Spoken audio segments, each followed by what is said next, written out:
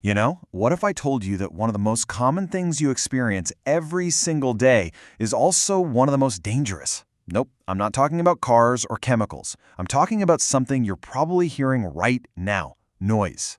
So think about it for a second. The last time a car alarm went off or a leaf blower started up right outside your window, you were probably just annoyed, right? You wanted it to stop.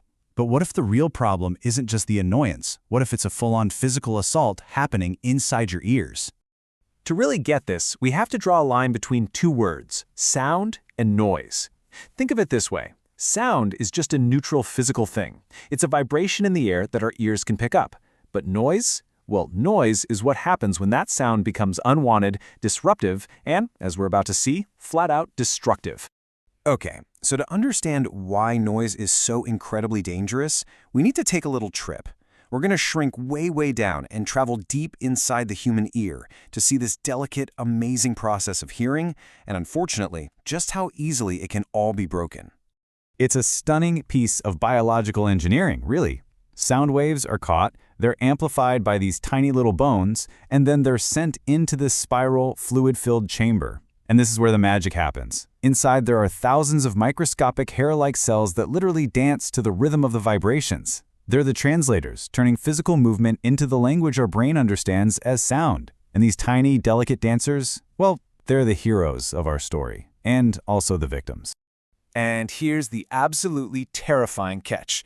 Unlike your skin or your bones, these little hair cells, they don't heal. They don't grow back. You are born with every single hearing hair cell you will ever have. When one dies, it is gone. For good. And that right there is the core of the problem. Loud noise isn't just a signal that's too strong, it's a physical force. It's like a battering ram smashing into these incredibly delicate cells, leaving a trail of destruction. And this isn't a temporary issue. We're talking permanent, irreversible damage. So we know that noise is basically a silent killer for our hearing. But how do we know when we're in the danger zone? How loud is too loud? Well, to answer that, we need to learn the language of loudness, the decibel. Right, so we measure sound in what are called decibels, or dB for short. Now the decibel scale is a little sneaky. It's not like a ruler where every inch is the same length. It's more like the Richter scale for earthquakes. A small jump in the number actually means a massive leap in power. And this is where our brains can really trick us. A jump from, say, 90 to 93 decibels, it doesn't sound like much, does it? But in reality, you've just doubled the amount of destructive energy hitting your ears. Go up another 3 decibels to 96, and now you've quadrupled it.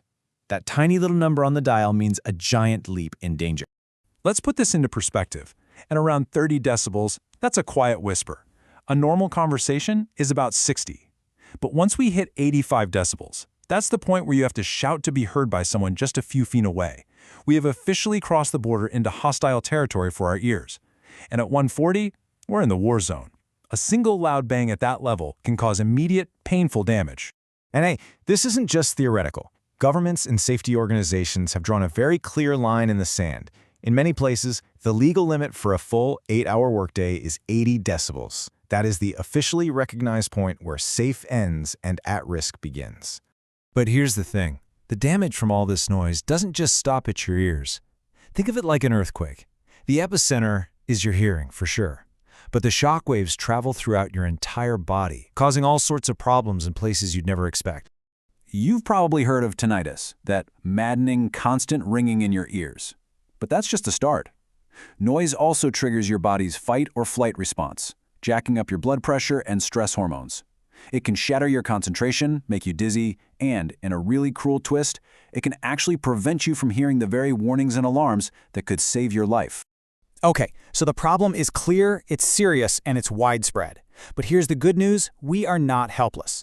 There's a powerful, proven strategy for fighting back against this silent assault. Let's take a look at the battle plan. This is called the hierarchy of controls. And honestly, it's just plain common sense when you think about it. You always want to fix a problem at the source, right?